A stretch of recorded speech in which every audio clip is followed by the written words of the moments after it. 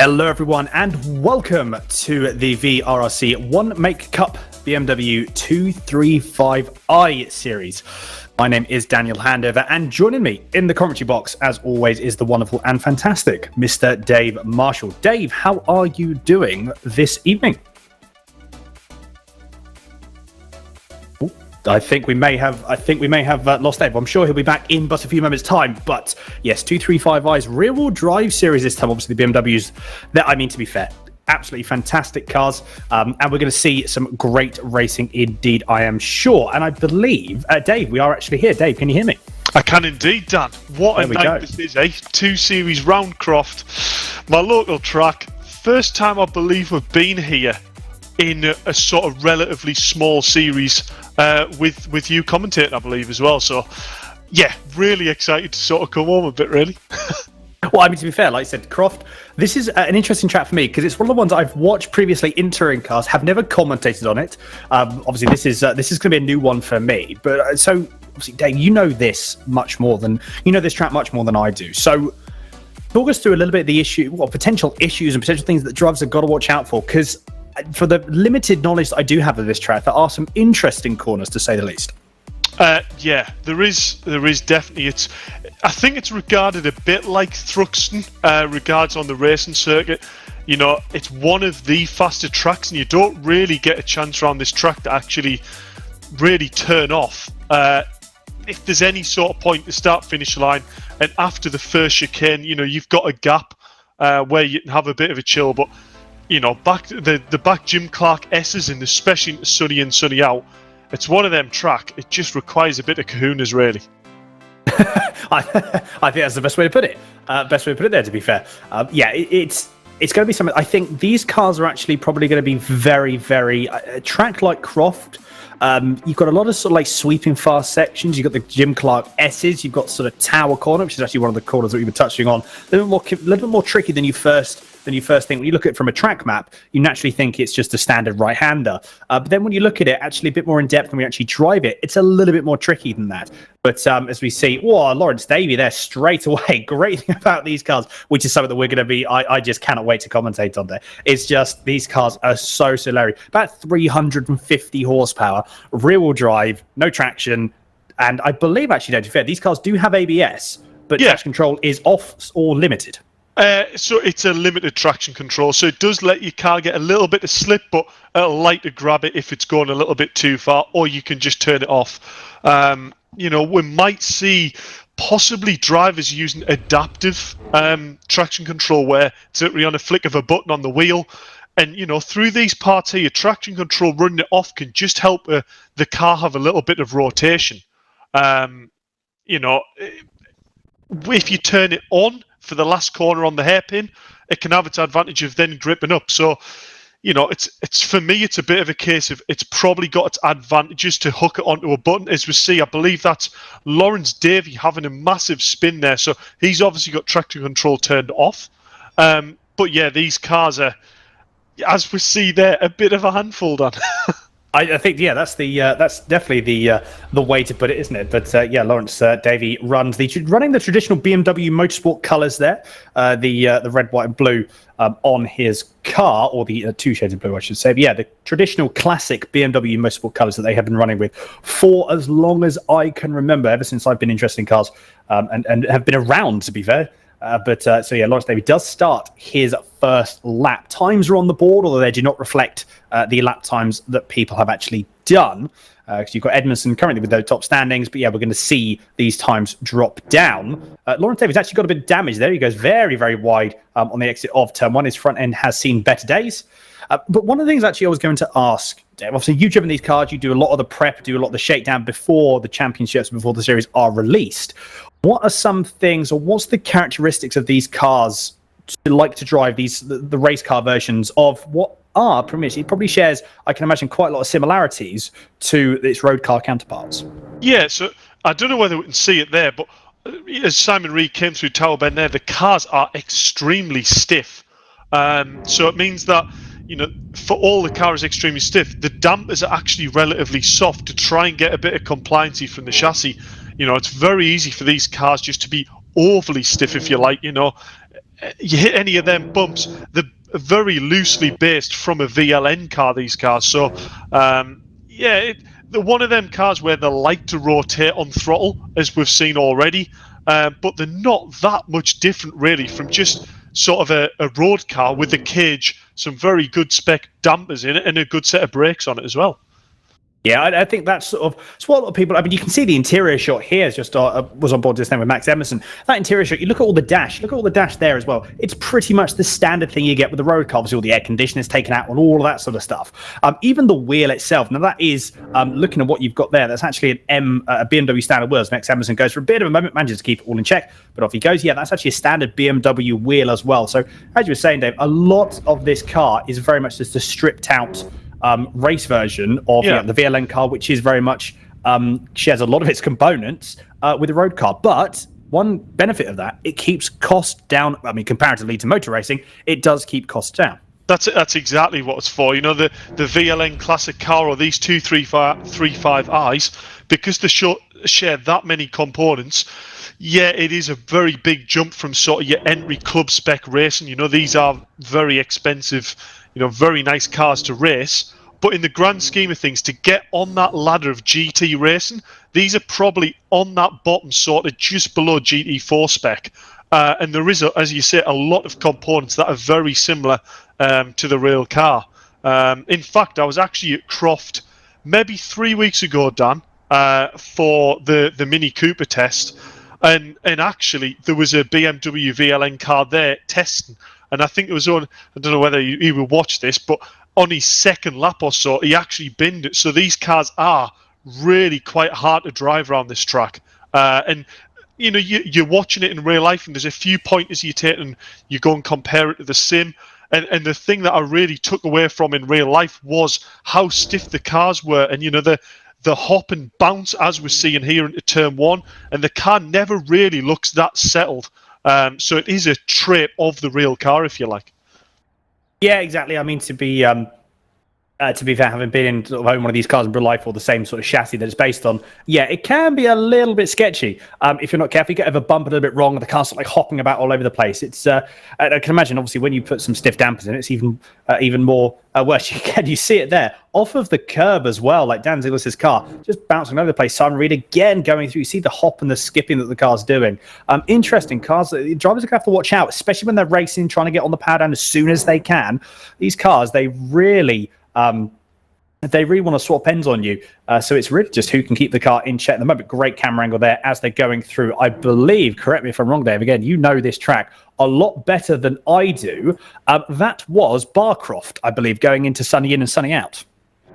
Yeah, Barcroft into sunny in, sunny out. And yeah, a bit of an infamous corner for me. I remember in a Ginetta trying to take Barcroft flat before sunny in, and it turns out I think I just outbraked myself and had to use the escape road. But yeah, it's one of them corners where you've got to get on the right line coming in, and it is flat before you hit the brakes into sunny in if you're on the right line.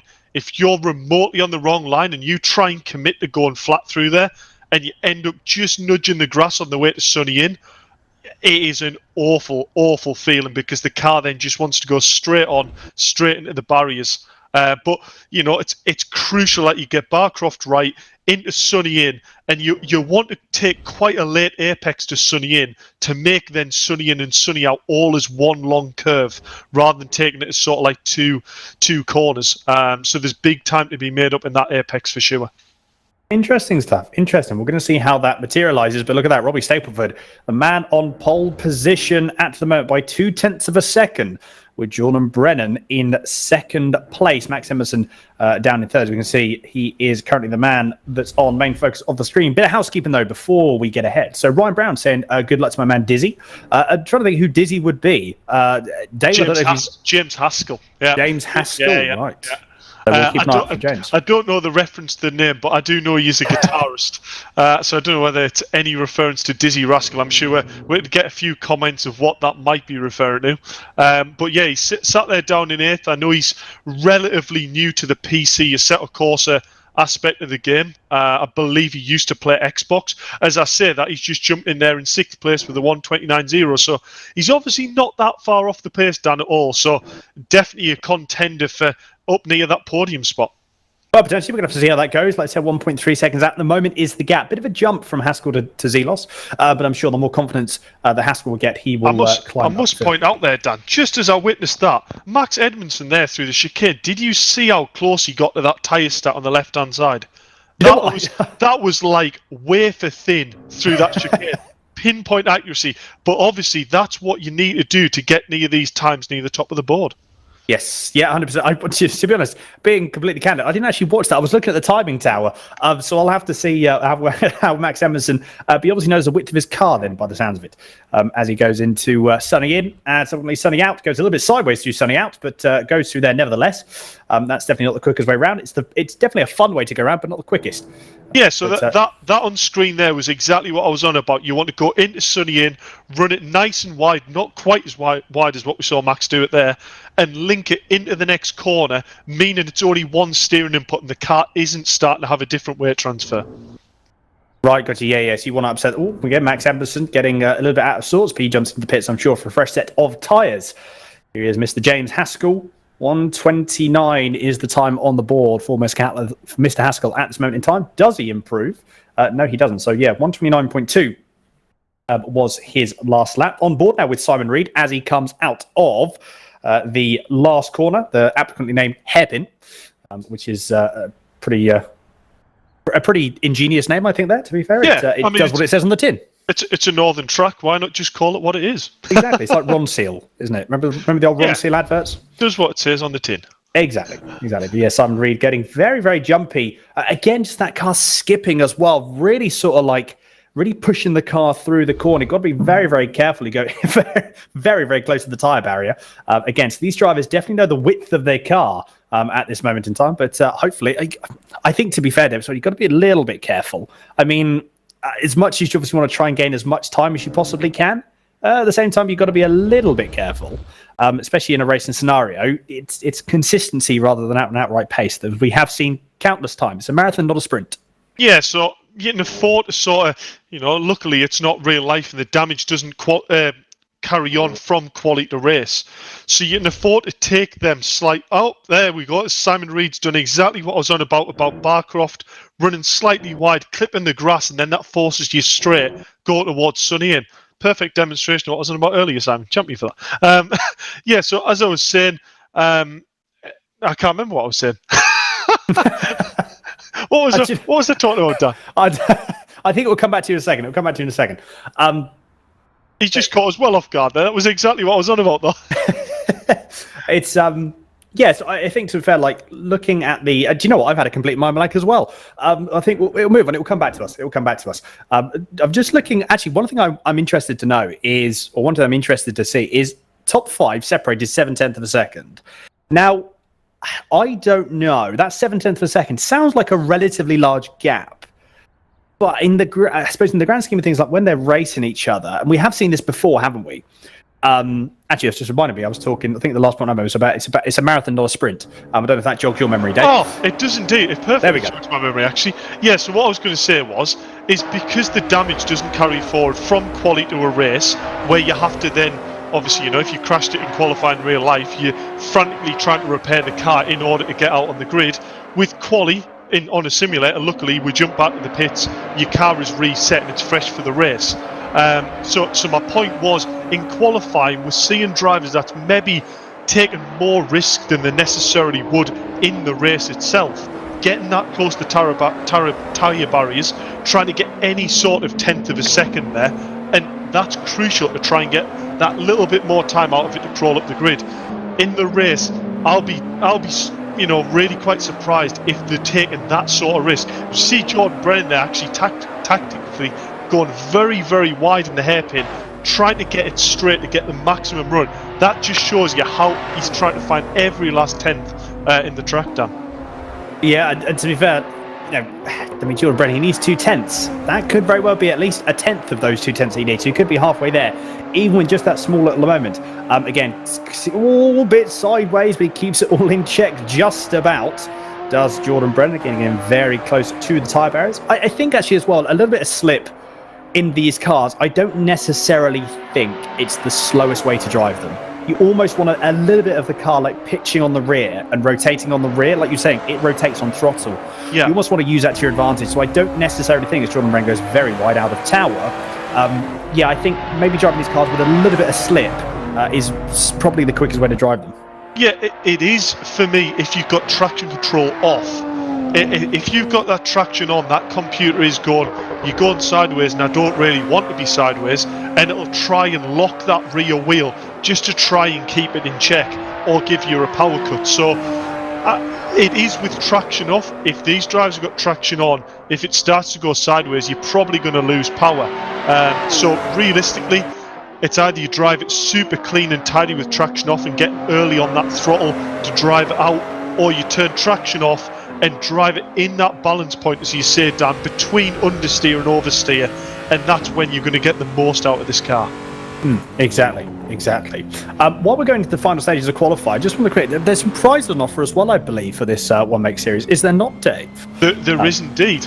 On screen, brought to you there by Mike Yao, who's doing the stream, an excellent job. So you can see it's 4 rounds, and basically the winner of the championship will be getting £100 cash, 75 for second, your full entry fee paid back if you're in third place. So great prizes, not product this time, just cash in your bank, and you know, I think everyone will be grateful for a little bit extra funds in the bank account during these times. Well, exactly. I mean, like I said, there's something to go with it. There's something in that top 3. There's an incentive for everyone as well, which is good fun. But yeah, Robbie Stapleford, Max Edmondson, we've just seen has had a bit of a moment. We can see on the timing tower, and we're seeing it on the live timing as well. So not too sure what's happened to him. So he might not have one more lap to do. But Robbie Stapleford, look at that. He is on pole position. He's actually gone another bit, a little bit faster as well. So Robbie Stapleford now with a 27.486. Just over 0.2 of a second ahead of Jordan Brennan. But that is it. Qualifying is done and dusted. Dan Zelos, James Haskell, and that is Simon Reed have already all crossed the line. But what can Robbie Stapleford do? He is already in pole position. 0.2 of a second, though, goes a little bit carries a bit too much pace going through Sonny in, and subsequently takes too much pace and Sonny out, becoming a bit of a rallycross 235i there. But manages to keep it all in check just about. That is unfortunately his lap completely gone. Look at that, half a second down on the timing, as you can see here in the bottom right corner of your screen. Can he salvage anything though? Can you find a bit more pace? Even though qualifying lap is done, you've still got some time to be had. There's something to be punched done, but he decides against it and drives in the pits. So yeah, no one can touch Mr. Stapleford, who is at the top of the timing tower. And that is it. That is your qualifying results. Robbie Stapleford is pole position. Jordan Brennan in P2, just a couple of tenths behind. Max Emerson in P3. Alex Toth-Jones in 4th. Newcomer to VRRC. I've not seen him race before, so it'll be interesting to commentate and see what Alex Toth-Jones can come up with in these 2 races. Dan Zelos, P5. James Haskell in 6th. Simon Reed 7th with Mick Sutton 8th. And Lawrence Davey in P9. Interesting grid. I'm sure, while a smaller grid that we have normally seen, I'm sure we're still going to see some mega racing, especially in cars like these. Yeah, I cannot wait to get underway. Just looking through, have we got the drivers for... do you know what? As I said that, I believe Robbie has just jumped into the comms box. So, Dave, I'll let you have a chat with Mr. Stapleford, and then we'll get ready for race 1. Comms box with our pole sitter, Robbie Stapleford. You know, quite gobsmacked, to be fair, about that moment you had on that very last lap. Sunny out, very sideways, but it just shows you are really pushing this car, aren't you? Yeah, definitely pushing it. I was up a 10th and a bit, I think, on that last lap, but just if you get these cars sideways, you just lose no end of times, and then getting it corrected is just dead hard. So yeah, I think there's still some time in that, but glad I got pole, and hopefully I can just have a clean race and hopefully get away without any mistakes. Yeah, I mean, you know, this is sort of a rivalry that we start to see developing throughout other VRRC championships. You know, Jordan Brennan is normally pipping you at the post, but this time you sure have, you know, took 0.3 out of his lap time. So you're really putting your own stamp onto this championship already. Yeah, hopefully we have a clean one, and hopefully I can just pull away, and then it will come down to race 2 where I can just relax a bit because I already know I've scored points in race 1. So Yeah, well, obviously, with it being a slightly smaller grid here for this championship, it does actually mean when we have a reverse grid, it's going to be a full reverse. So, you know, to go back all the way on the grid, it's going to be a difficult race too as well, isn't it? Depending on where you finish. These cars, this track, does it feel that narrow? Or is it actually one of them tracks where you feel overtaking's not going to be too bad? I think just because the track's so bumpy, I think just on the brakes it's going to be hard just to get those right moves. But I think the track's not as narrow as some tracks, but I think the moves are still going to be hard if you're trying to lunge someone or anything. I think it's just going to be into this first corner and down the back straight, really, where the main overtaking places are, where you can line it up and just get the move done cleanly. And then I think in race 2, starting at the back is going to be good. You ain't going to have anybody behind me if I win it and it's full reverse grid. So I won't have any risk of anybody coming up behind me and taking me out, sort of thing. So. Oh well, it sounds good, and it sounds like you got a bit of a plan there, Robbie. Yeah. Great pole lap, and good luck going into race 1, and we'll hopefully be speaking to you after that. Cheers, Dave.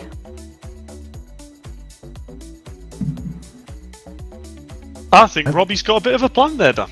Well, he's got a bit of a plan. He's confident as well, isn't he? He is confident. You know what? And I think he should be. You know, this now is a lap that he's gone out and done 0.3 faster than anyone else. 0.3 on a relatively short track. You know, it's got to be a good thing, really. Well, you can't argue with it, can you?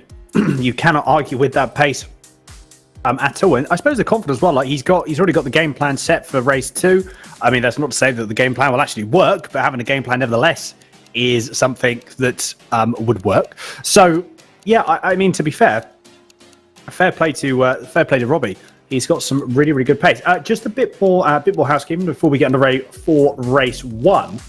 So we do have a couple more comments on the YouTube channel. By the way, make sure you do get involved on the YouTube channel. Make sure you like the stream as well if you have not already. It's great to catch up with everyone. So we've got Camera 5 saying Robbie having some great drives recently. Let's hope this can be one of them. I mean, to be fair, at the moment, yeah, shaping up to be exactly that.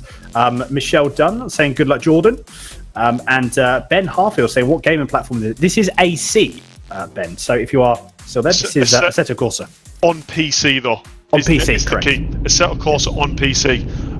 But yeah, brilliant community and an ever-growing collection of cars and tracks that we're using as well. And dare I say, dropping a little thing here, weather in future events. Oh, interesting stuff. Interesting. That's what we like to hear. That's going to spice things up a little bit more. But yeah, not too long before we get underway for race 1 of the One Make Cup BMW 235i Championship. Dave, it's a bit too early to call, but what's your feelings? What's your feelings for round 1? What's your feelings for race 1? You know what? If I'm honest, I think off practice, Max Edmondson in quali hasn't shown the pace he actually has.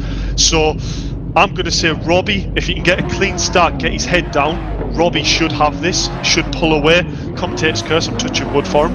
But Max Edmondson, you know, he's not going to let that lie. He's not going to let Robbie just disappear in the distance. Max, if he can get his head in the groove and he can get the rhythm of the car early, he will be on Robbie's back bumper. Well, I mean, to be fair, like I said, not too long before we find out, look at that, the lights are on your screen, bottom right hand corner of your screen is Mick Sutton on board, so let's see how he gets on. But lights are on. Who is going to get the jump for race 1? Lights are on, and away we go. Now, who is going to get the jump? Who is going to be the person off? And do you know what? It's Jordan Brennan. Jordan Brennan's got the jump on Robbie Stapleford, so he's already dropped back down into P2 potentially. Who's actually going to get to the line, turn 1 first? It is still going to be Stapleford, but Jordan Brennan, he's not giving up. He wants to go around the outside, and you know what? He's gone and done it. So Brennan straight away capitalising on the opportunity with that great start. He's gone, thank you very much. He's now gone through side by side, nearly back. Very, very brave indeed. You've got to be nice and easy there, chaps. Everyone actually gets through pretty much all okay. I mean, going through that chicane side by side, and you know what? That's Toth Jones and Edmondson still side by side, but now we've got Stapleford and Brennan side by side now. Brennan, though, still holding on. Already pulled a little bit of a gap, as that is Toth Jones. He has pulled out a bit of a gap from Max Edmondson, who is going to be, though, again, you got Robbie Stapleford. He wants this position back already. He is not holding out at all.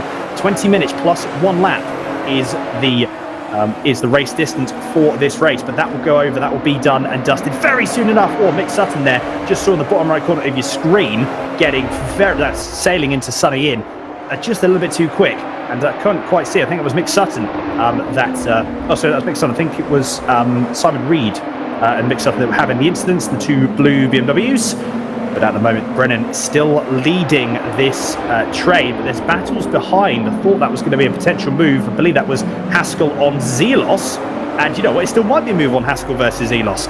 But nothing seems to be moving forward to there. Again, bottom right-hand corner, we've got on board now from James Haskell. Dropped a little bit from Zelos then. I thought he would have done it. Didn't have a particularly good exit. Dave, Jordan Brennan, at the moment, man of the race so far. Wow. What a start that was. What is that? 6 cars in a consistent train all the way through lap 1. What a mega start. I believe it was Alex Toth-Jones side by side with Max Edmondson through the chicane. There was a little bit of door banging. I think Max Edmondson made his way onto the rallycross track, came back alongside Alex Toth-Jones towards Tower Bend, still side by side. We'll see here Max Edmondson's really find it quite difficult here to get past Alex. You know, Alex's experience has probably driven this track in real life. He knows what works and knows how to defend, so he's not going to make this easy for Max Edmondson at all. No, I can't imagine he would do it. Why would you? I said, Max Edmondson, you want a good race? Why would you want to give that up? Look at Jordan Brennan, scored 6/10 out with Stapleford. I mean, the race pace that Brennan's got at this early stage is just second to none. As we've got, again, and now we're on board for Max Edmondson. Look at the back of Alex Toth-Jones' 2.355, but he goes a little bit wide through the last complex. Who was going to be? Oh, I thought it was going to be a potential, but it still might be for Max Edmondson. I think he's going to actually do it. You know exactly as you called it there, Dave. He has sent at the inside. Alex Toth-Jones can do absolutely nothing to defend from that. He just needs to let the move happen, and that is it. But he's got a good run now going down into turn 1. So who is going to be the person that's going to come through? I thought he was going to try and go for an undercut then and try and cut back to the inside, but he decides against it. Instead, he's going to try and go around the outside, going through into turn 1. Very, very brave. Emerson shuts the door on him. Absolutely right. And that is the move done and dusted. Took a little bit of time, but the move was there, and it was done after a couple of corners. Simon Reed, though, wants to get up. I think he's going to get up past Lawrence Davey. They're going to go side by side. That's going to be interesting. Oh, that was close indeed. But Lawrence Davey gets a massive sideways moment out of the chicane, and that's just allowed Simon Reed to just sail through. Has to cut back, but is Lawrence Davey going to try and make the move stick again? No, but we see Mick Sutton having a bit of a look. So Lawrence Davey is going to potentially lose 2 positions to the purple and blue BMWs, 2 of them. And that is 2 corners and 2 positions lost for Lawrence Davey. Not ideal there, Dave. Wow, that was so tight going through the chicane there. That was one car just feeding in how they both got out of there. And then Lawrence Davey to have a little bit of oversteer on exit of that chicane. That was a huge moment there. But yeah, as you see, John Brennan's just stretching his lead there over Robbie Stapleford. I wonder whether Robbie's just looking after his tyres here a bit going towards the end of the race, and whether he's going to have a comeback later on at Jordan Brennan. I've got to hand it to Max Edmondson. Fantastic move there into the hairpin. Set Alex up perfectly. That basically meant Alex didn't have anything for him, Got his nose just past him round the right-hander. Too late for Alex to try and defend it up the inside. He held it tight. Job done. Alex Toth-Jones here is dropping back a little bit from Max Edmondson. He has to watch it because Dan Zelos is actually starting to follow. Yeah, I'm about to say, this is, we're only 5 minutes through this race. So 5 minutes through this first race, we're going to have to start, drivers are going to have to watch out. At the moment, though, you've got Jordan Brennan and Robbie Stapleford. They're the 2 guys that are just driving the cars away from the field at the moment. Max Emerson, the gap is now 2.4 seconds and ever increasing. Stapleford, though, just looking at the sectors, he's actually just put in, almost near as makes no difference, 0.006 of a second quicker than Jordan Brennan in the first sector, but quicker nevertheless. So I'm interested to see what the sector times are like and where Jordan Brennan is losing this time, because he seems to be dropping. Has caught up though a couple of tenths. So I wonder if Jordan Brennan has had a little bit of a slower first sector. He's actually dropping quite considerably, almost all of a sudden. Stapleford is he's almost like 2 BMWs now into 1, as Stapleford is on the back bumper of Jordan Brennan. Do you reckon, Dave, he's maybe running too hot tyre pressure? He got some amazing run at the start, but now his tyre pressures are too hot. He's got to try and let them cool down. Max Emerson's tyre pressures are going to be a lot hotter after that slide going through into the last hairpin corner. Yeah, Staplefoot, he's found a bit of pace all of a sudden. He caught up about 0.6 of a second within that one lap. Yeah. So, interesting. It could be that exactly.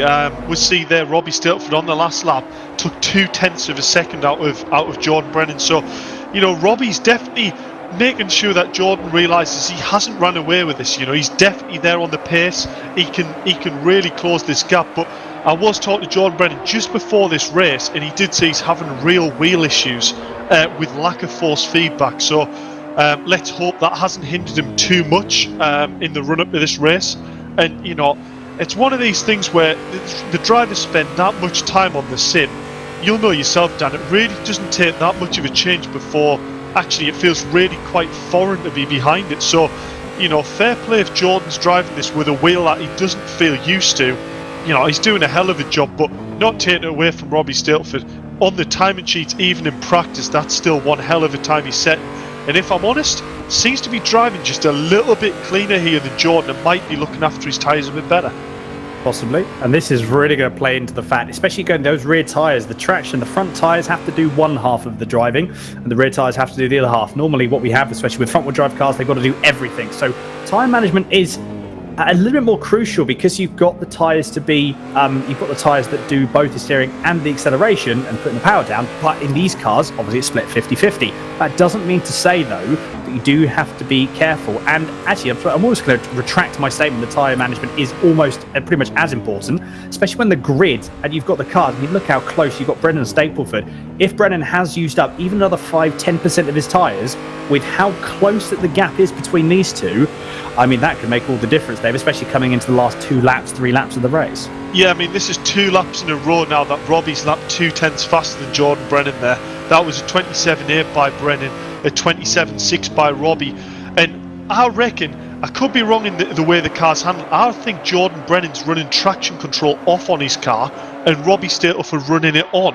And that could also explain why the start, maybe we saw Jordan Brennan pull away and actually get past pole sitter Robbie Stiltford off the line. All interesting stuff, actually. That's a good point. So, because, whether you think the control of the car, just for me, it looks like Jordan Brennan's got that sort of what I was explaining earlier about he's driving on the verge of oversteer, where Robbie's car looks almost understeery, but he's on the power sooner. Yeah, you'd looked at it. Camera angle was actually really, really good going through sunny in. And going into sunny in, sunny out you see Jordan Brennan. He had a sideways moment. Stapleford did not at all. His car was as planted as they come. And I mean, to be fair, thank you, Jordan Brennan, for again demonstrating that perfectly for us. You could very well be right there, Dave. It could very well be that Jordan Brennan is running with TC off, but Stapleford is running it on. He has a bit of a look now. This is really where it's starting to hot up. So I think you had Stapleford. This is probably now where he spent the last couple of laps seeing where he was going to try and make the move, seeing where he was quicker, seeing where he was slower. Now he's got the information. This is now where he gets the hammer down and tries to get past. He's had that little bit of a movement. There was never going to be an overtake there. He was too far back. But he's just putting himself in a position where Brennan knows he's there. He's trying to set him, trying to put him off balance. Again, just a little bit there. He's in no position to make the move unless he does a Daniel Ricciardo style bands up the inside. But he's giving Jordan Brennan just that little bit of nudge saying, I'm here, I want to get past. And at the moment, to be fair, with how much he's closing up and how close he is, it seems to be working. So it's really, at the moment, with how Robbie Stiltford is going, it's almost not a matter of where it's going to, it's not a matter of if it's going to happen, it's a matter of when it's going to happen. Look how much there again, Jordan Brennan, just his car looks to be all out of sorts. So if he is running TC off, he might want to try and push it on. Although as I say that, Stapleford has a bit of a moment, drops back another 1/10 of a second. But it looked to be the car actually caught it in and sorted itself out a little bit quicker there than Dave. Yeah, that exactly there is what I'm on about. Robbie had the slightest moment there coming out of that corner, and where if that was Jordan, there wouldn't have been any power cut at all. He'd have just kept his foot in and drove the power slide. Robbie's car went sideways, and there, look, again coming out that hairpin, it's losing Robbie just 2/10 down the straight, and it's Jordan's opening up the gap. So it looks like even if Jordan gets them oversteer moments, it's not costing him the time that it is for Robbie Stapleford. Yes, it is harder to drive, but maybe it is advantageous to run traction off. I mean, like you said, swapping the TC, that could be something. Like I said, that could be something that we haven't really seen we haven't really seen before, or we don't know if people are going to be using it. Obviously, we've got the next few weeks to really see what works for drivers and what doesn't. But this is actually a real learning curve for the drivers as well, because they don't necessarily know what other people are going to run. They don't know what other people are going to do. So, I mean, yeah, this could be something that this is a developing thing as the series and as the championship progresses. Yeah, look, the gap has opened up. Half a second is now the gap. I'm actually looking further down the field. Alex Toth-Jones has actually pulled about half a second, 7/10 of a second, in fact, on Dan Zelos. So again, I don't know. We're over halfway through this race now. 8 minutes left, so probably another 7 laps or so. So are we now going to see times? Are we going to see now drivers start pushing if they have been saving their tyres? I mean, I don't know. Like I said, we're going to have to see how it goes in the closing stages of the first race. Arthur Bell, though, in the YouTube chat saying Simon the People's Champ Reed, and as we can see, Simon is now on your screen now doing. Oh, very nice. That was, I tell you what, he's even showing off for the camera. He knows what's happening. I'm sure these drivers can hear us, Dan. He probably can't he? Although his car is looking a little bit worse for wear. On the right hand side, that was obviously with the incident, I believe, with Mick Sutton. Yeah, so that is Reed up into. I think he actually passed Mick Sutton there, so he's now up into P7. Meanwhile, again at the front, Robbie Stableford is hunting down the back of Jordan Brennan, and it's almost again there or thereabouts. There's no real. It's almost like the concertina effect, and then it sort of like opens out again. It's the accordion effect as well, I like to call it. It just closes up in some areas, then opens up in others. Again, you see there closes down about half a tenth, and then opens straight back up again. So we may even be seeing here, Dave, that not only are these drivers potentially, if they're running different traction control strategies, we might not only be seeing in certain corners where one car performs better, but in certain phases of each of these corners as well, which is another. I mean, you can go so much granular detail into these even traction control strategies and traction control sets that you can almost get lost in it and get a bit too carried away. But it's interesting to see again these phases of different corner sections where either of these cars are performing better than one another. Yeah, I mean, it's John Brennan incredibly close to the tyre stack there on the right-hand side, going to the hairpin here. This is where it's interesting, almost an identical line choice here, but watch, as you get over the start-finish line, look at how John Brennan's just eking that 10th of a second. That's all on corner exit with that traction control. So it's one of them things, if you can control that right foot, you know, it might be beneficial to try and turn it off, but that's not to say TC on is probably a lot more consistent. But I was going to say the lap before the one they've just set, even though we're seeing these different driving styles, 0.02 of a second separated lap time. So no wonder we're seeing a bit of a chicken and egg here. We're not quite sure who's got the pace on who here, and whether or not if Robbie Stiltford just had a bit of clean air, whether he'd actually be able to pull away here. But to be fair, both drivers here doing a great job at really providing some great racing to watch. Exactly. No, absolutely. And I'm excited for race 2, especially with that reverse grid. That's really going to spice things up. But as it stands at the moment, that is going to be Brennan is going to be right at the back of the field. Robbie Stapleford obviously just ahead. So it's going to be a bit of role reverse between these two. And they're obviously going to have to maybe even work together to try and get through. And to try and get through the pack. I mean, they've got the pace. Look at that, 3.1 seconds from Max Edmondson, who's had a bit of a lonely race, actually, has Max. I mean, I don't think he's going to be complaining P3 at this moment in time. He's just under 2 seconds ahead of Alex Toth-Jones, and a further couple of seconds up the road from Dan Zelos, who's dropped another little bit of time between himself and Mr. Toth-Jones. So yeah, Max Edmondson just running his race. He's just doing what he needs to do. He's hitting his laps. He's not driving the car too hard. He doesn't need to at this point. You know, he's got 5 minutes left of this race. All he needs to do is just bring the car home, and that's a nice P3. And he'll be ahead of both Stapleford and Brennan in the second race. Interesting. I'm interested. Actually, look at that. Lap times. He's just put in a purple lap. 127.746. It's only a little bit quicker than the two drivers in front, but it's quicker nevertheless. So are we going to see, again, obviously Max cannot catch up 3 seconds. If he does, the only way he'll be able to catch up those 3 seconds is if these two battle, which is a very high possibility. Yeah, I think a battle is imminent here, Dan. I think a battle is imminent. And as you say, Whoa. as we see Jordan Brennan, that confirms to me Jordan definitely has TC off. Here's the battle. Max will be looking at this thinking, this is prime time for me to go. In fact, actually, don't believe it, but Robbie Stiltford, before the right-hander through Jim Clark S's, has actually got job done. Is Jordan Brennan going to go up the inside into Sonny in? this is exactly what Max needs to catch up. These drivers side by side through corners, they'll be losing so much time here.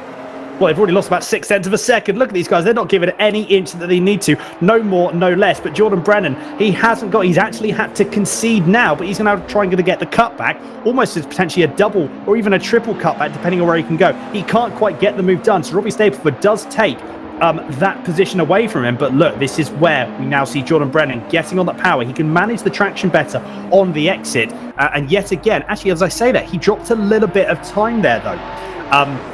So back 0.2 of a second. What a move there from Stapleford. We did see Brennan obviously get that move back, go through sunny in and sunny out, but couldn't quite keep it stuck. Now it's a roll reversal. What is Brennan going to do? He is running traction control off. He is quicker in some sections. He's slower in others. So what can Stapleford do? This is the opportunity. We were talking about this, Dave.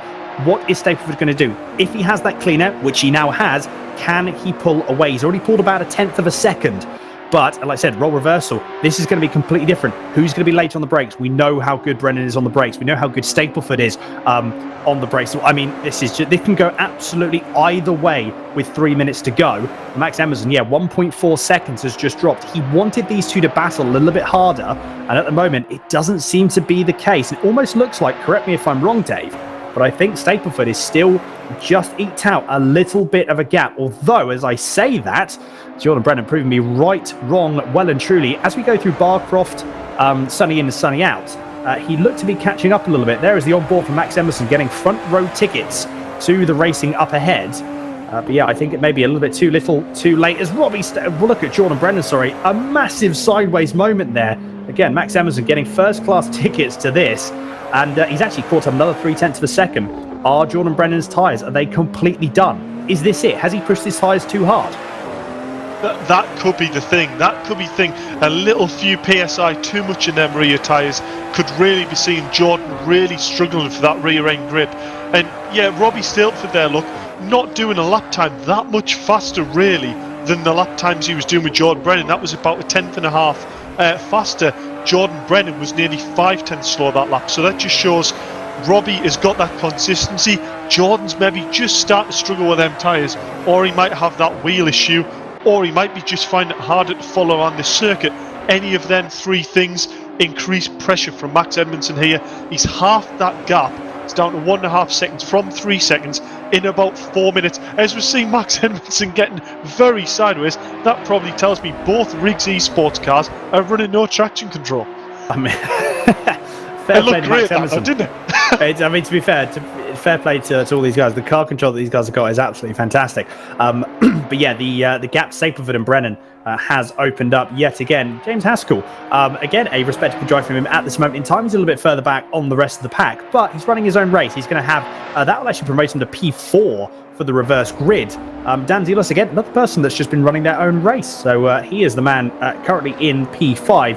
Haven't seen the pace that we've normally seen from Mr. Zelos. Again, could be rear-wheel drive that's affecting him, maybe a little bit. I'm not too sure as he gets a little bit sideways going out of the complex. I don't know, Dave. That's something that I'd probably ask you. Do you reckon it's because he's used to front-wheel drive? I'm not saying he's a slow driver by any stretch of the imagination.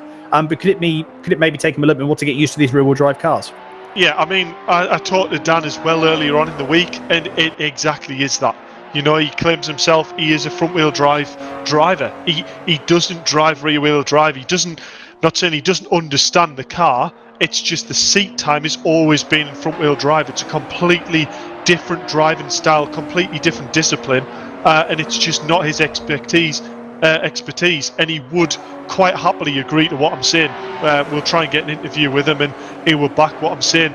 Alex Toth-Jones actually, you know, he's done the GT style rear-wheel drive driving in the GT Cup in real life. So what we're seeing here from Dan actually is a very strong performance regarding who's actually just in front of him. Alex Toth-Jones, you know, he doesn't do many of the smaller VRRC championships. He's done the bigger touring car leagues, and he did the first Mini E Series. And you know, he's proven himself on a simulator. He's jumped in at the deep end here and gone straight away into 4th place.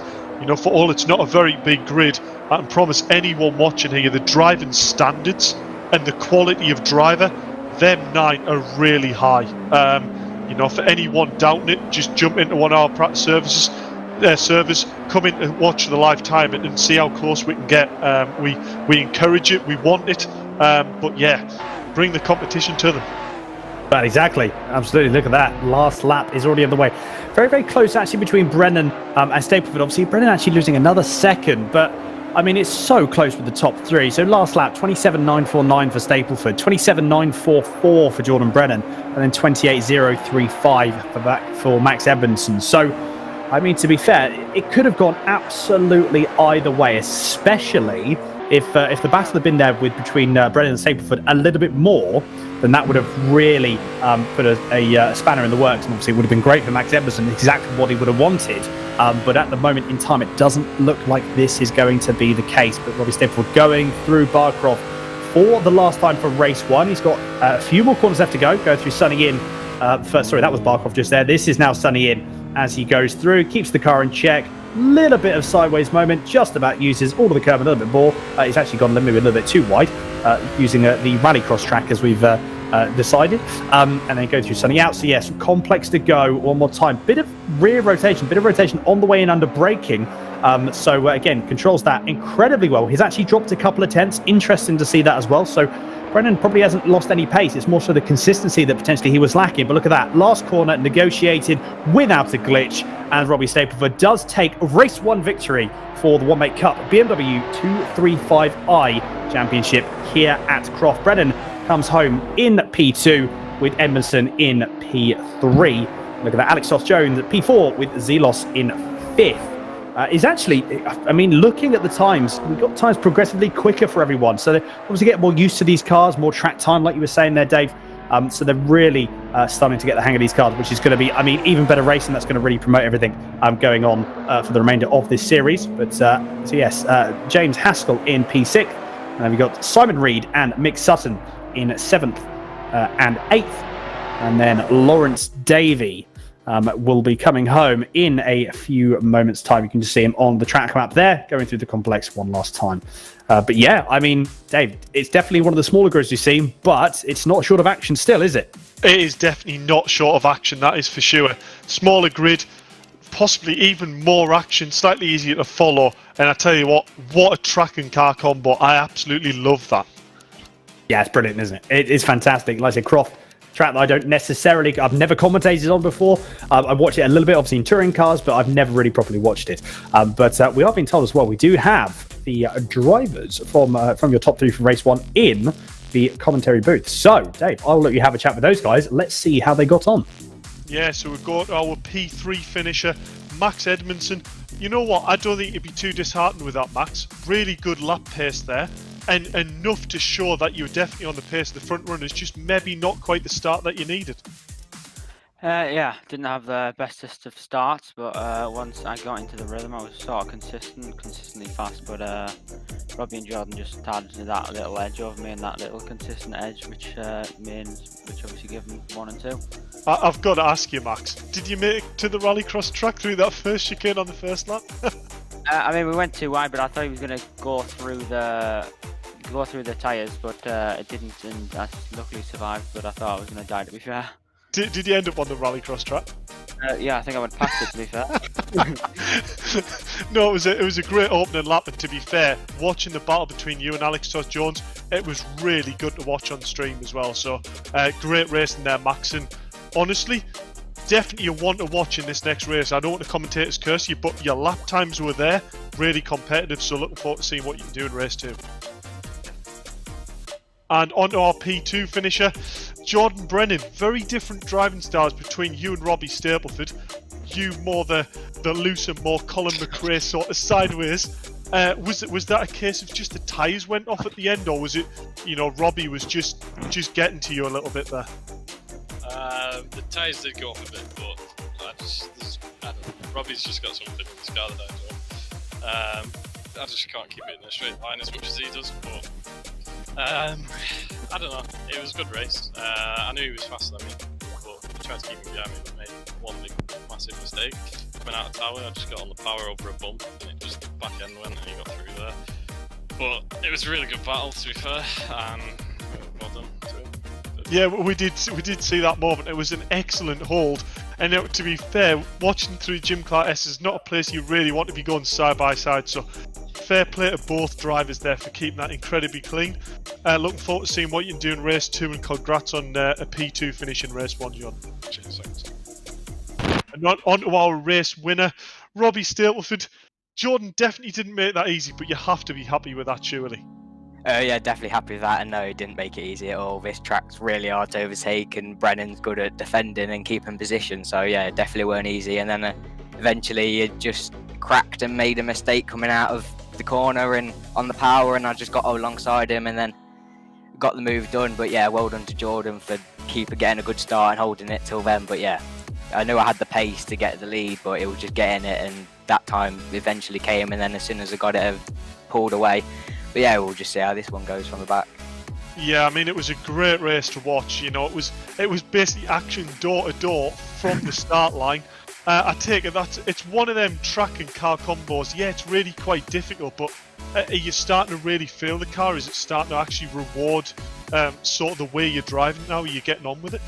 Yeah, if you're smooth with it, it's definitely rewarding, but if you're aggressive with it, it definitely bites you. But yeah, this track I don't think this track helps with the car because it's bumpy, so once you get on the power, there's like a bump there, so it just unsettles the car so much. But I think when it goes to Thruxton, it might be a bit better. Yeah, I mean, we're definitely going to be looking forward when it goes to Thruxton, probably one of the fastest tracks, and seeing how he's coped with that. But for now, I'll let you concentrate, focus for race 2, and looking forward to seeing how you get through the pack. Yeah, cheers, Dave.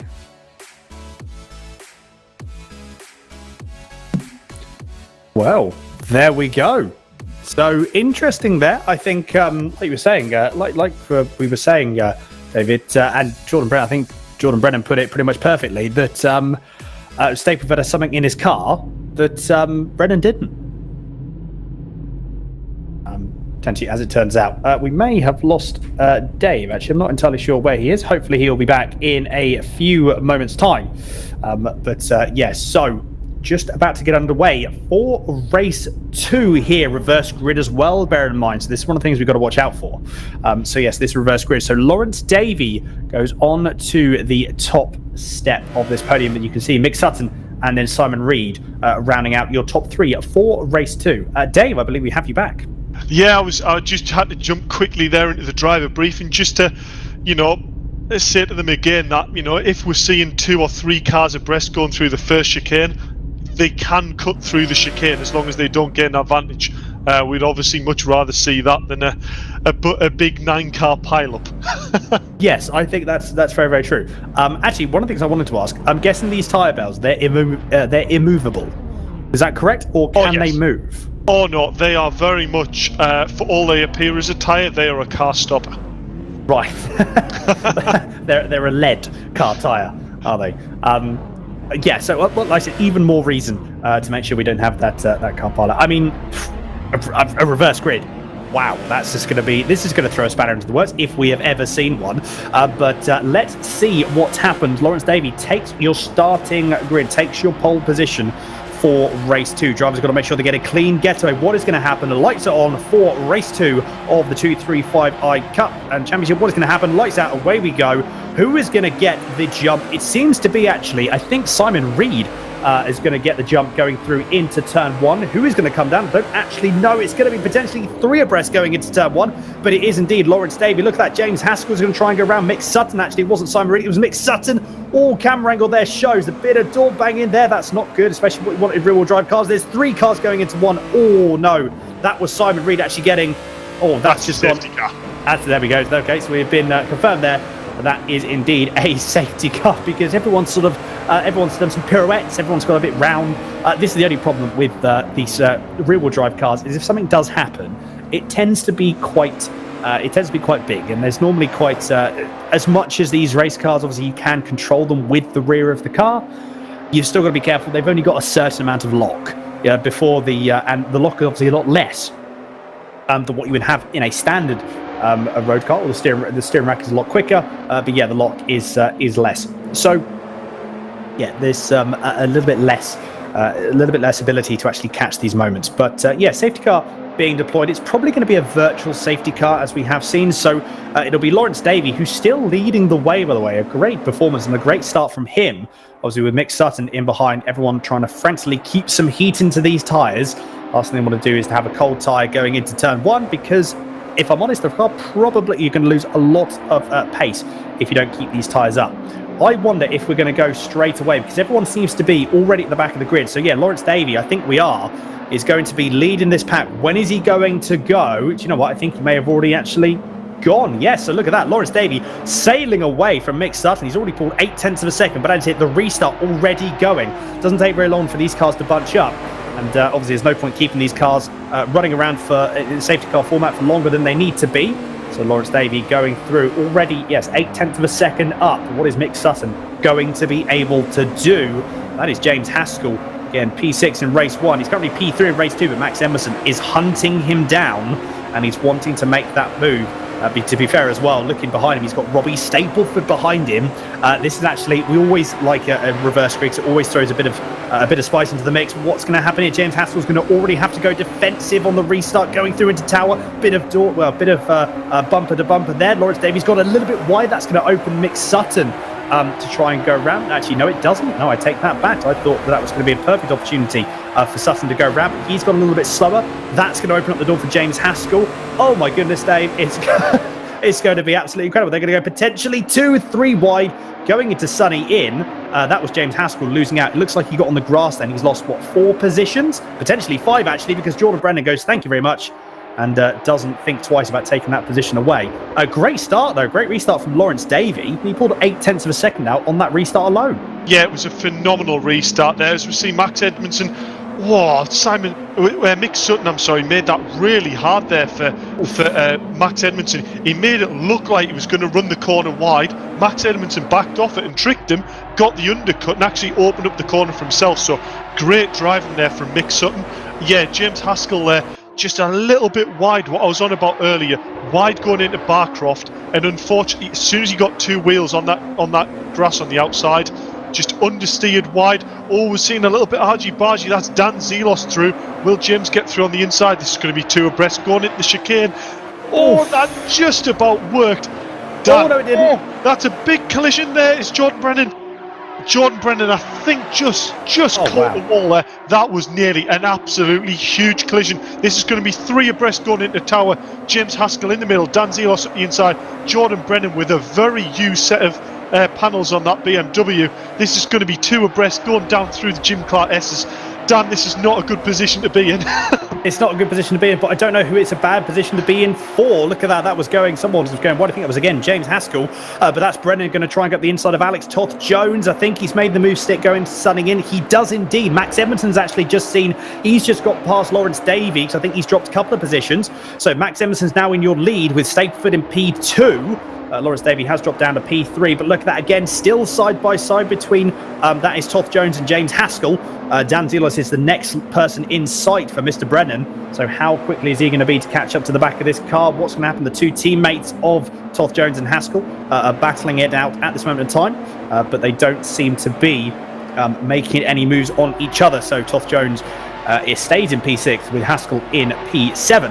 And yes, so Reed P8, and obviously Mick Sutton, unfortunately, having that small little incident going through out the exit of that chicane for the restart, and he goes and drops down into P9. But yeah, the gaps have opened up a little bit, but as we saw, Max Edmondson, he's got some good pace. He had some really good pace. He was lapping there or thereabouts between Edmondson, Stapleford, and Jordan Brennan to a certain extent. So yeah.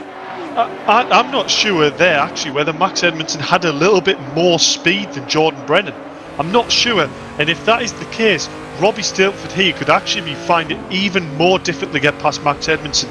Just needs to keep it nice and clean, not leave any doors up, but not go overly defensive. That it brings that lap time right down. It's just about lapping on that consistent pace, just enough there. Who's that? That's gone very, very wide there. Was that Lawrence Davey, I believe? Going in Barcroft, that's exactly what I was on about. You run wide on the grass there and you find that barrier later down the road. Yeah, it's not ideal, is it? Although that's meant that that is Simon Reed. They're potentially going to have a move going through. Oh, look at this. This is Robbie Stapleford. We talked about this. I didn't think they were going to catch up as quick, but look at that. That 0.3 of a second's really come down. He's actually having to make Max Edmondson drive defensively. Exactly the same thing, though, as look at that behind. Zelos has already been caught up by Jordan Brennan. I think we've just seen Simon Reed has already caught up and passed Lawrence Davey. So he's now up into P7. The gap is about just over a 10th of a second. There we go. The bottom right corner of the screen is on board with Jordan Brennan. Apologies, yeah, Jordan Brennan. He's just behind Dan Zelos. I mean, this is going to be a battle that we're going to have to watch out for, because this is going to be close. It might already be done and dusted going through into Tower. It's not, though. So we could see a carbon. We might even see a deja vu here, because I thought for a second there. Oh, look at that! It's going to be up the inside. Is Jordan Brennan on Dan Zelos? Textbook move, done and dusted. Wow, Dan Zelos is going, making up his own track there, going to Tower. Obviously turned in, had a bit more grip than what he thought. Yeah, that was mega to watch across the inside. I mean, I don't think we're really calling for track limits when you're drifting across the inside grass to make the FX, can we? I mean, yeah, it's I honestly, I really don't know what happened there. Actually, it's very hard to explain. It's just like Dan Zelos' car. He just had a lot more grip at the front end than he was anticipating, and obviously just turned in a little bit too soon. Car gripped up, and off he went on the inside. Let's say completely sideways. But Stapleford still can't get by Max Edmondson at this moment in time. Although, as I say that, he's going to be trying to. Dave, I don't know if you checked the YouTube chat recently, but you may want to. We've got Rob Butler. We've got a couple of your fans that are in the. Viewer that are watching this race by the looks. One of them being Mr. Rob Butler. Yeah, coming down. Who's going to be the person? Jordan Brennan's just set a purple sector, as well as Alex Toth-Jones has just set his personal best. Oh, there's going to be side by side going through into the first. That's a great what move. On earth, Max? That is a great move. Max, it's still not over yet, though. They're going to go potentially side by side. They are going side by side into the chicane. Decide against it, though, and Max Edmondson does manage to keep that trap position. What a move! What a move! That was unbelievable, that Dan. What commitment that took. Max Edmondson, great respect from both drivers there, not to have hit any doors. I can't believe I've just witnessed that. Round the outside of turn one, through the chicane. I tell you what, Robbie will be more determined than ever to try and get past now after that move's just been pulled. Well, I mean, like I said, exactly, I'd agree with you there, Dave. So Max Edmondson, obviously, great respect for Max Edmondson being able to know how much that Stapleford was going to give him. But yeah, to be fair as well, Robbie Stapleford, he could have run him out wide a lot earlier in that corner, but chose against it. Wanted to make sure to keep it nice and respectful. So really good. It's exactly what we want to see. We've got that is Jolo Community saying hey. So hello, Mr. Jolo. Ryan as well saying hey. That's Ryan Elliott as well. We've got Rob Butler, Mick Pearson in the chat, Michelle Dunn, like loads of people in the chat, which is really good to see. Robbie Stapleford roll. What's going to happen here? Can the move be done again? He needs to get a good clean exit going through into turn one, because at the moment, I mean, Max Edmondson, he's got it done and dusted. He's got job done through turn one. He knows exactly what he needs to do. So Stapleford was ahead for quite a majority of turn one, and it still didn't make a bit of difference, because Max Edmondson just kept his foot pinned going through turns 2 and 3. And yeah, I mean, there's no stopping Max Edmondson going through the first complex then by the looks of it. But that's also meaning that, look at Jordan Brennan, the gap is about 1.4 seconds. It's come right down now. It's just teetering on the verge of being a second behind Stapleford. So Jordan Brennan's found a bit of pace. Obviously, we knew he had pace in the last race, but can he keep this car in check? Just about halfway has gone. So what is going to happen here? Are we going to see a drop-off in this? We're going to see the drop-off like we did in the first race. We're going to have to find out. Like I said, 10 minutes has just ticked over. Alex Toth-Jones, though, very, very close to Dan Zelos. This could be a battle as well then, Dave. Yeah, I mean, if this is a battle, this is going to be one to watch. It's one thing when a real driver meets a sim driver, but when two real drivers meet on track, it's another world, Dan. These drivers, it's about pride. It's about, trying to one-up another driver. You've got a current mini JCW challenge driver there, battling, a British GT driver. As we see there, Max Edmondson shown yet again great can control and, real respect with that throttle pedal. His left tyres there were just getting out on that grass. That would have been so easy there for them turbos to spool up, get too much on that throttle, lose the back end. Instead, he kept his calm, just drove it around the left, kept defensive, and Robbie's still there, sitting there. And look at the lap times. Nothing to separate lap times either. No, absolutely. But the person that is to separate lap times is Jordan Brennan. He's pulled out another 3/10 of these two drivers up ahead. So I think this is going to be a three-way battle for the race win for this time around. But it's going to be a two-way battle for P4 because Alex Toth-Jones is very, very close again to the back of Dan Zelos's car. It's come down about half a tenth. It's not come down too much. It could be again like Toth-Jones is just saving his tyres maybe for the last of like 5 minutes of this race. But it's actually very, very close.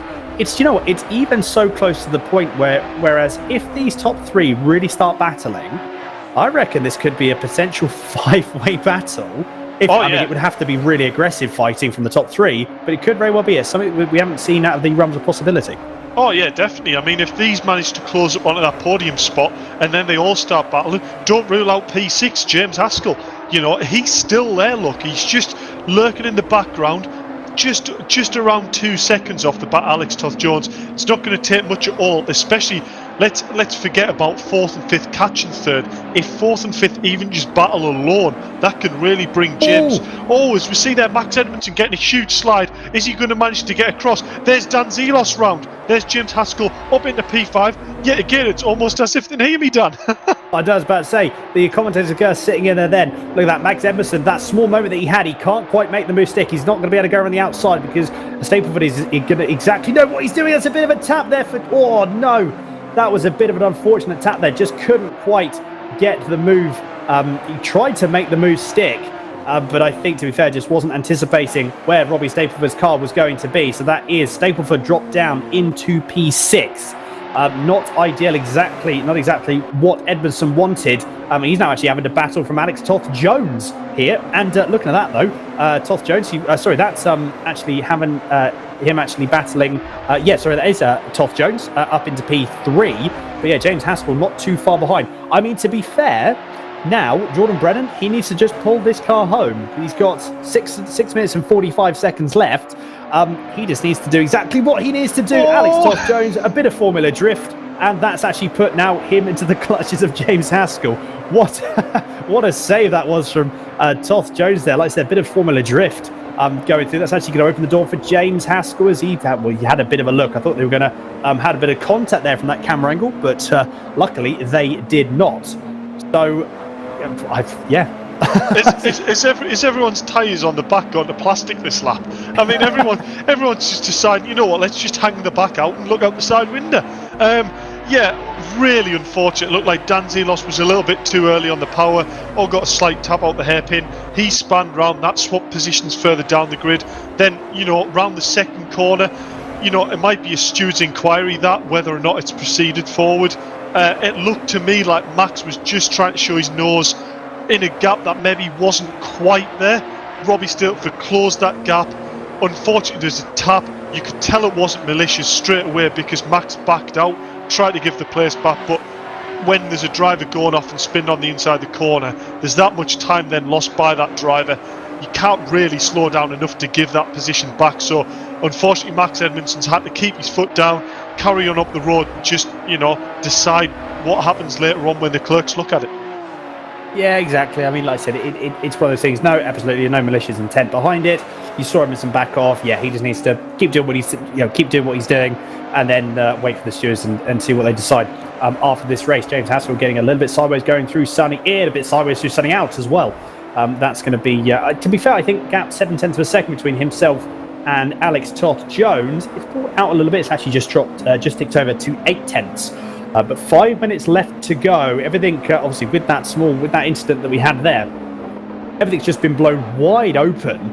I'm intrigued to see what's happening with Max Edmondson, because I think, to be fair, again, he's just running roundabout lap pace that he needs to run. Yeah, last lap was a 28.6. Jordan Brennan's last lap, there was a 28.1. So he's really got the hammer down, and he wants this win. Even though he's, like I said, 3.3 seconds clear, he's not holding pace off at all.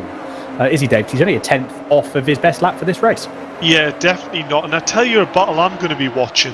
4 minutes to go. Robbie Stapleford probably with quite a bit of fire in his belly after that off in turn 2. He's only a second off the bat of Dan Zelos. So let's watch them timing screens, because I tell you what, he'll be hungry for that 5th place. And as I say that, he's just set purple sector 1. So Robbie has really got pedal to the metal here. You know what? I'm going to call it now. If he can get past Dan Zelos quickly, it's not off the books here that, you know, Robbie could end up with P4 here. I mean, potentially, it's definitely a possibility. I think Dan Zelos is actually catching up a little bit to James Haskell. So let's have a look at the last laps. 128.6 was last lap for James Haskell. Last lap for Dan Zelos was 128.3, but yeah, last lap for Stapleford 127.991. So yeah, he is not hanging about in the slightest. Sector 2 times coming across our time in tower now. Again, another purple sector for Stapleford. He was about another 0.3 quicker than Dan Zelos. The gap has gone down from a second to half a second in the space of half a lap. So he is absolutely a man on a mission.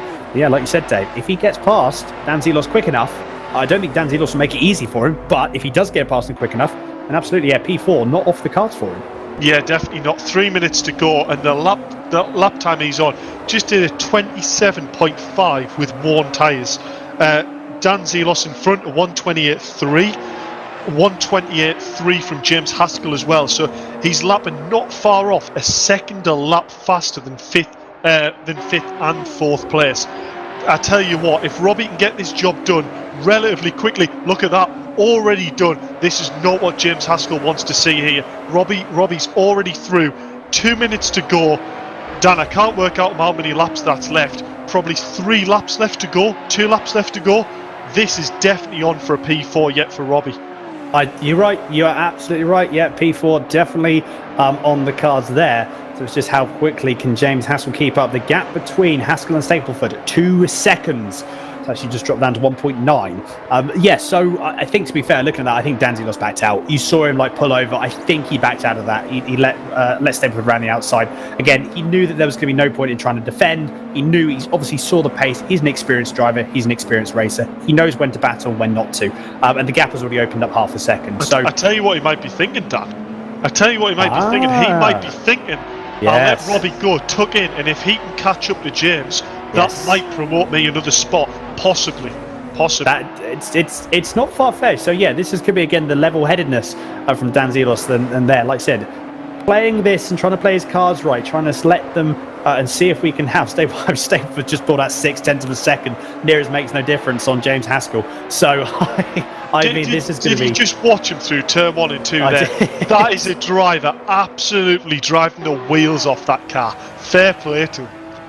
Yeah, I know, absolutely. Look at that. So yeah, James Haskell on the rear view camera. You can see, look how much look at the closing speed between himself and Robbie Stapleford. Again, another 0.3 of a second. Nearest makes no difference. Again, that he's just taken out of James Haskell in that P2. It's also I think, correct me if I'm wrong, I think it might be Dan Zelos is actually catching up, or he's not dropping back as quickly as I thought with the pace that he had. The gap's 0.8 of a second, so it's going about the same sort of rate, maybe a little bit less. But yeah, what's going to happen for the remainder of this race? I can't imagine that. Look at that commitment there, out to sunny out. I tell you what, Robbie's committing to them inside tyres on, the outside tyres on the left-hand side of the car, over the right-hand curb, so fully over the grass on the inside, maximising as much track as he's paying his entry. He might as well use every bit of grass available. Really taking all of that corner, and you can see the difference in speed there. There's half a second in one lap. I tell you what, Dan, this is going to come down to the wire. Well, it's going to be close, isn't it? Look at that, Robbie Stapleford again, just put in another PB of 127.484. To put that in comparison, last lap he was 0.8 quicker than Jordan Brennan. So the pace that Stapleford has got, look at that, James Haskell having a bit of a moment though. This is just going to leave the door open even more now, going into tower for Stapleford versus Haskell. What's going to happen here? I don't even know if there's going to be much of a fight there to be had. I'm sure that James Haskell's isn't going to want to give up this position too easily, but he might not have a choice because of the pace that Stapleford has got. He hangs him out to dry. They're going through tower, so he can't quite make the move there. As I try and get the words out of my mouth quick enough for the action that is going on. Stapleford darts one way, then darts the other. Can't quite make a move stick through the Jim Clark S's. Is he going to try and make a move going through Sunny in and then Sunny out? But yeah, look, exactly as you said, Dave, you called it first. Dan Zelos has already caught that position up. So this is exactly what Dan Zelos wanted. And yeah, there's going to be one more lap to go after this. As you can see, Jordan Brennan, bottom right-hand corner of your screen, He's got one more corner to go, and then one more lap after this, and then he goes through. What's going to happen with Stapleford? Is he going to try and make the move? I thought he was going to make the move even before the last lap kicked off. Yeah, this is a case of, at what point does Robbie try and go for this move? Very much a case, he can actually lose so much time here if he tries to make them moves on corners that he's trying to force rather than just let the move happen. He's clearly got some serious pace over James here, but he needs to try and figure out where that massive difference in time is. Is he going to try it into turn 2? He is indeed. They go slight wheel to wheel. That is job done. Great move there by Robbie Stapleford. And watch Dan Zelos. He's going to have the run of speed difference over James. It's going to put him on the outside. James has a slight slide going down towards Tower. This is going to put Dan Zelos up the inside of the right. There's 5th place back. Is Dan even going to have a chance to go at Robbie here?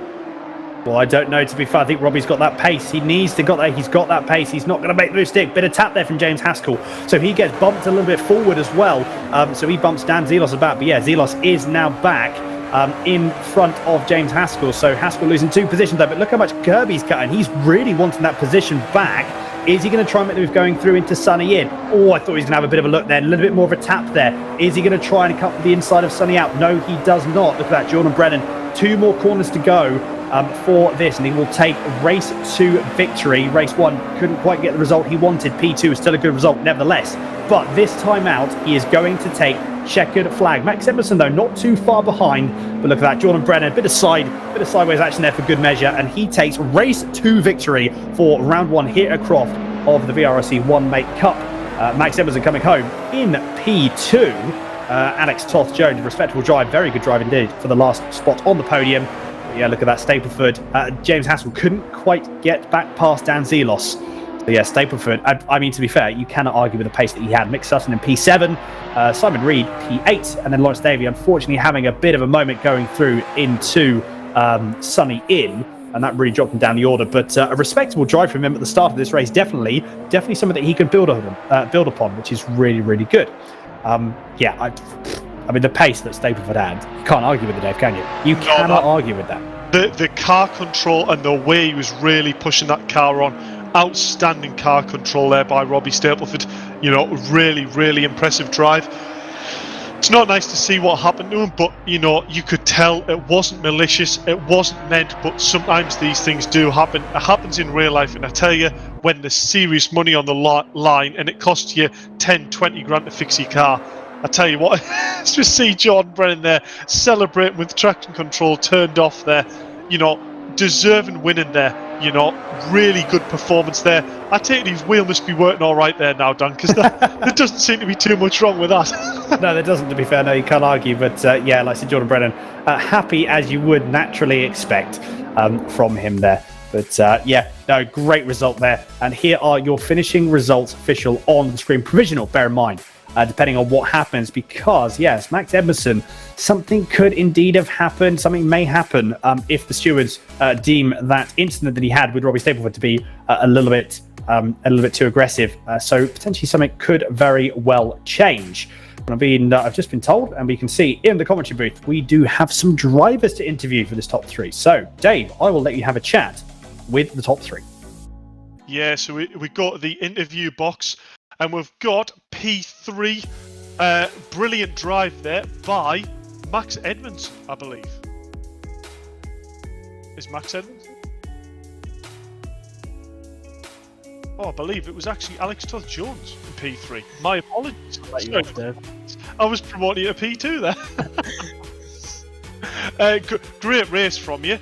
It was a relatively clean and sort of open space in race 1, but race 2 you definitely had to get your elbows out a bit more. It was definitely a race to be had there.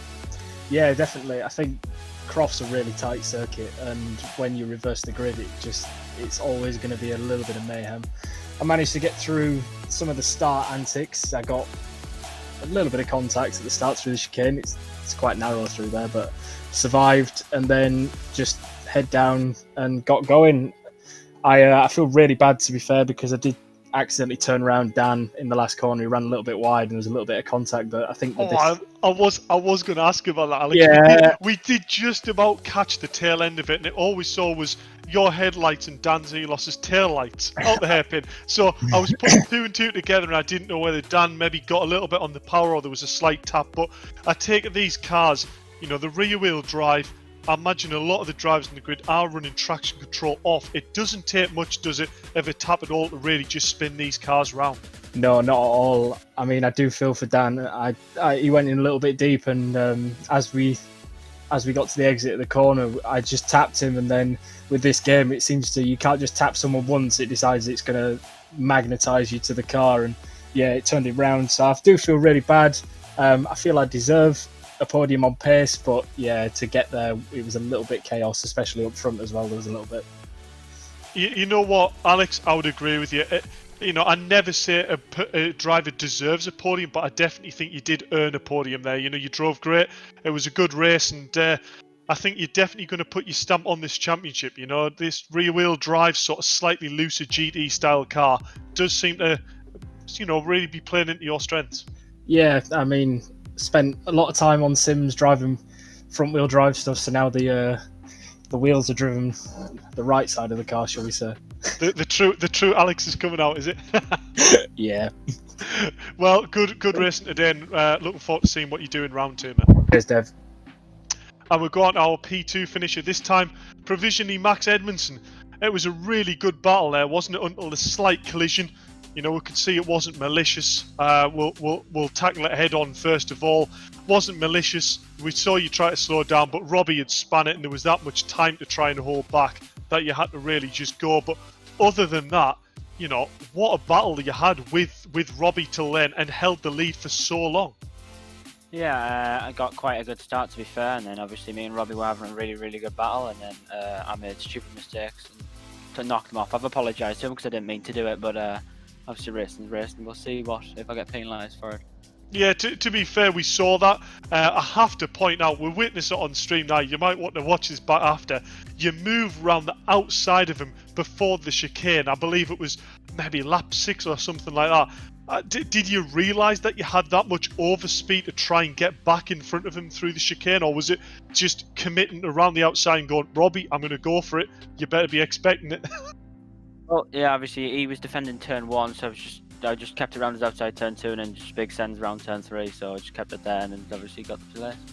Well, it was phenomenal driving to watch that, Max. It was, you know, probably, I'm going to say, the move of the night.